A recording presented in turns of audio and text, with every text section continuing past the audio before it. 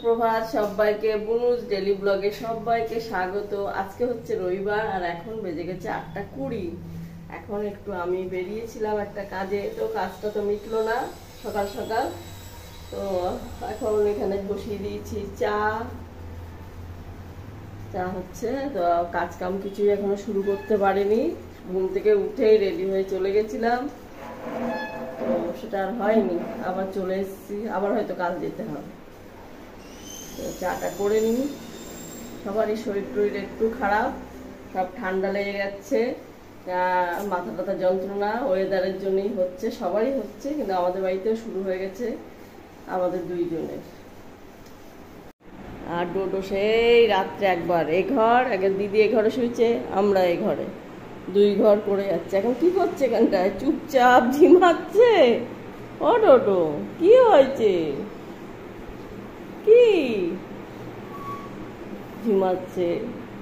আজও সকাল 3-3টের সময় গিয়ে আমাকে ডাকা, 3টের সময় গিয়ে ওই দিদির ঘরের থেকে আমার ঘরে চলে এসছে, এসে আমার খাটের থেকে আমাকে ডাকছে, নিচেই বসে বসেই ডাকছে, হাত দিয়ে দিতে টেনে।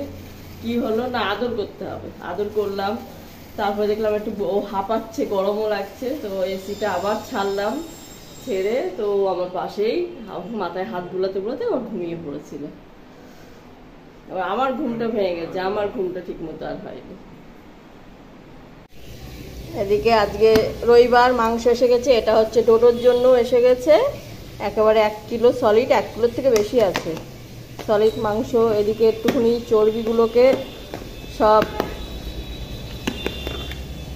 চর্বি আর এটা রয়েছে, এটা ঘুগনিতে দেওয়ার জন্য রেখে দিয়েছি। চর্বি প্রচুর মাংসটায়, এগুলো রেডি। এটা এখন ফ্রিজে ঢুকিয়ে দেব।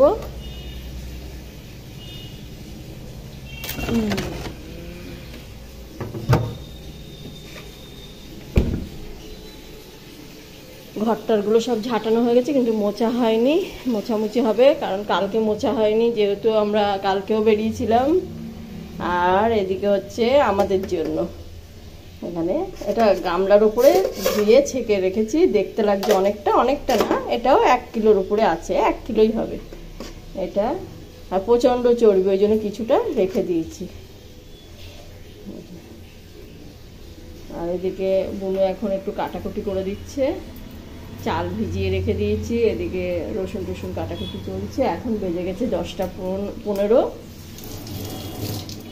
এবার একটু পরে কাটাকুটি হয়ে গেলে রান্নাটা বসিয়ে দেবো, শুধু মাংসের ঝোল আর ভাত আজকে। এখন এদিকে সকাল 11:15 বেজে গেছে। এখন খাচ্ছি কেলস কলা দিয়ে, দুধ দিয়ে। আর বুনু এদিকে মুছছে ঘর।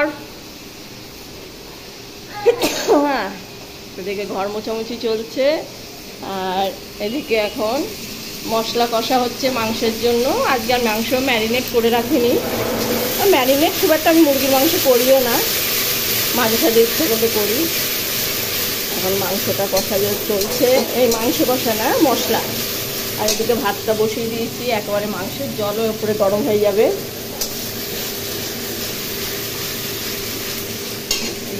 আলু ভাজা তো হয়েই গেছে, আলু ভাজা করে আমি চলে গেছি আবার পার্লারে। একটা কাস্টমার আসলো, ওকে করে আবার গ্যাস বন্ধ করে তাই গেলাম, কিছু করার নেই। মানে ওইখানটা হ্যাঁ একটুখানি এ করে করে মুছিস জল জল করে, কারণ ওইখানটা একটু দাগ টাগ রয়েছে।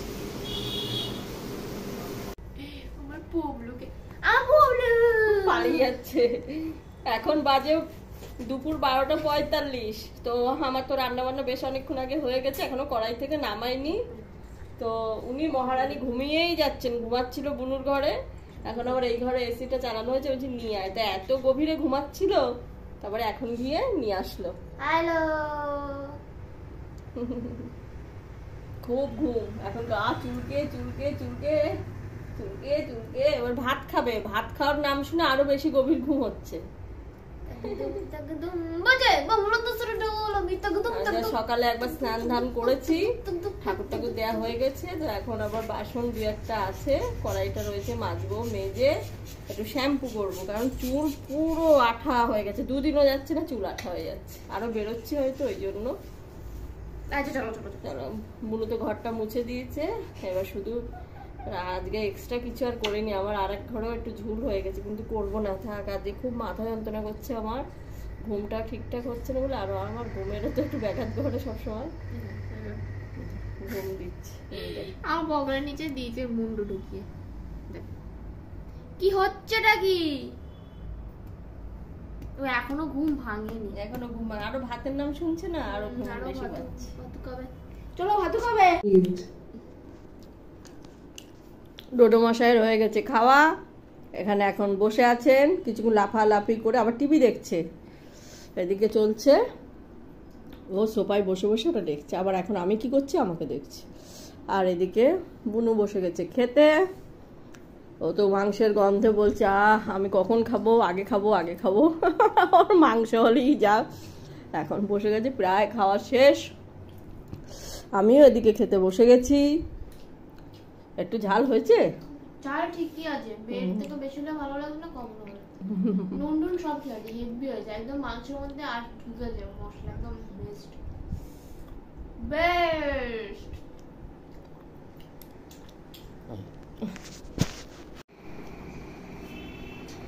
এখন আমাদের ডোডো মশাই খুব গরম লাগছে, সন্ধে এখন প্রায় 6:45 বেজে গেছে, এখন আদর করতে হচ্ছে, কেমন ভাবে শুধু তাকিয়ে থাকছে।